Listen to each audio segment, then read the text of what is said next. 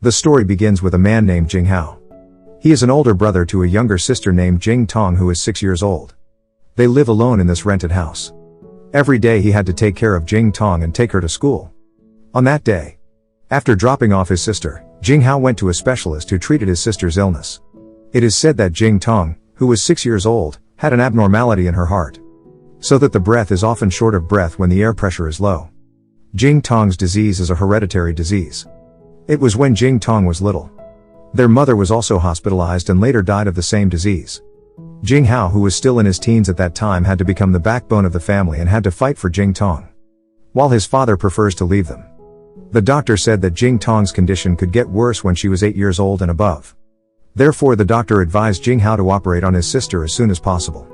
In fact, Jing Hao really wanted to operate on his sister, but the money needed was certainly not small. Besides that, Jing Hao only works daily by opening a cell phone repair business, which doesn't earn much. Later that night, Jing Hao gets a call from his friend Ziyong. Ziyong works in a warehouse, and the purpose of Ziyong calling Jing Hao is to show him a mountain of piles of unused cell phones. According to Ziyong, all the cell phones were left by an import-export businessman who is currently in prison because he owes a warehouse rent for 2 years. Ziyong and the warehouse workers also confiscated the items, and the plan was for the warehouse to be vacated soon.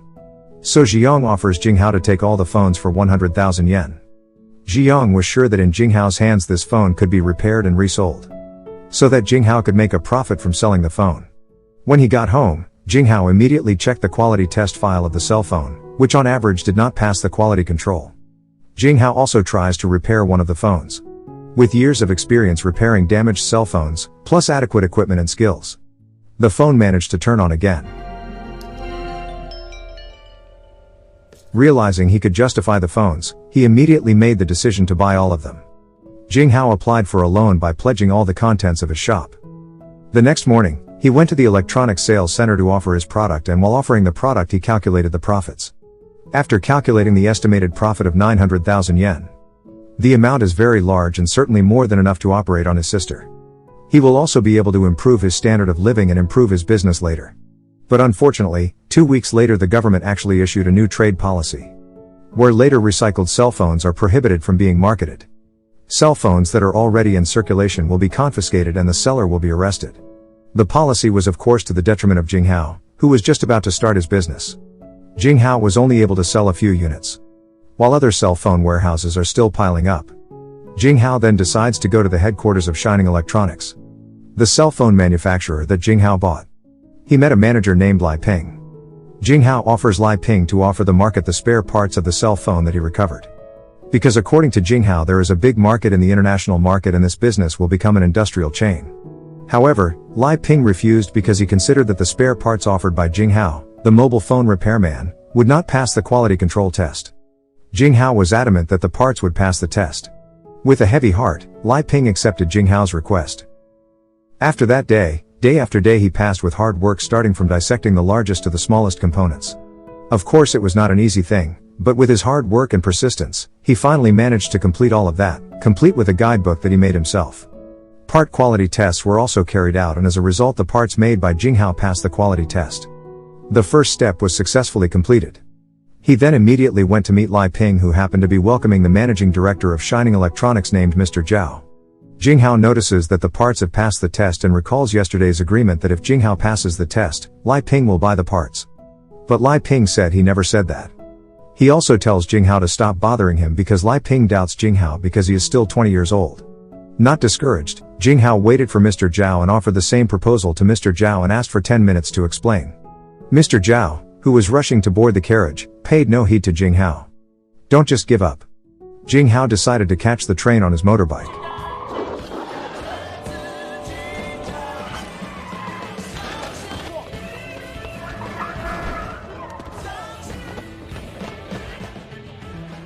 Luckily Jing Hao made it in time and again asked Mr. Zhao for 10 minutes.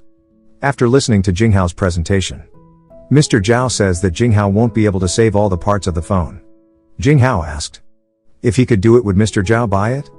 Zhao agrees, but he will not give an advance. He had Jing Hao take care of the dismantling himself, and even Zhao wouldn't provide factories or workers if the parts failed the quality test. Zhao wouldn't give any funds either and didn't care how much Jing Hao would spend. Zhao then told Jing Hao to call Lai Ping when he was ready.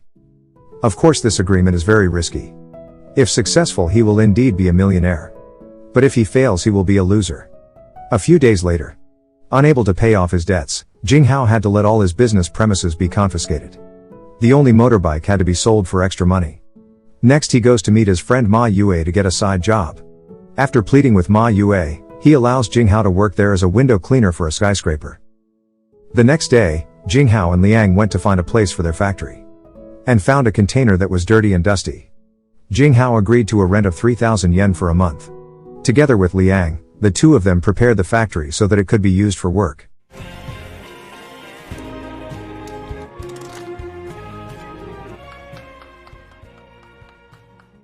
Targets were made. The raw materials have also been moved to a new warehouse, and only one more, the workers. Because they can't afford a standard salary. The employment agency suggests looking for workers who have retired. He suggested several people. First there is Kanmoy. She used to work in an electronics factory. But due to an accident she can't hear well and she currently works odd jobs. In order to teach Kanmoy, Jing Hao had to scream. The second is Zhang. He used to be a manager. But for beating someone he ended up in prison. Zhang had a rather strange nature. But patiently Jing Hao was able to teach Zhang. Next there was a man named Hang Zi. He spends his daily life playing games. But now he has repented and wants to find a job. Because he wanted to marry a woman. He also begs Jing Hao to take his friend Cho. On the other hand, Liang also brought some residents of the nursing home who he said wanted to help Jing Hao. Even though they are old but their work experience can be used. Long story short, the electronic components factory, which is named Nice View, will operate with these workers. As planned to help with the operation of his factory, Jing Hao has to work during the day to earn extra money as a skyscraper glass cleaner. Meanwhile, Jing Tong's condition still hasn't improved and has to take the same medicine every day. All Jing Hao could do was comfort his sister so she wouldn't be sad anymore. Then one afternoon, Jing Hao and Liang came to a man who offered to sell Jing Hao his cell phone, which later they could sell the metal from the components of the cell phone. Of course Jing Hao refused because it was illegal. A few weeks later, Hang Zi also married the woman he idolized. All the factory workers were there to celebrate his wedding.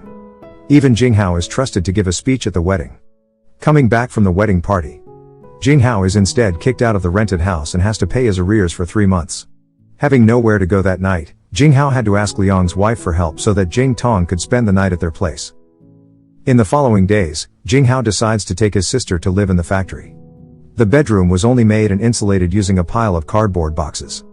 This was the hardest ordeal for Jing Hao to have to see his sick sister lying asleep in an inappropriate place. However, due to a very poor situation, he had to be willing to let his sister sleep in the factory.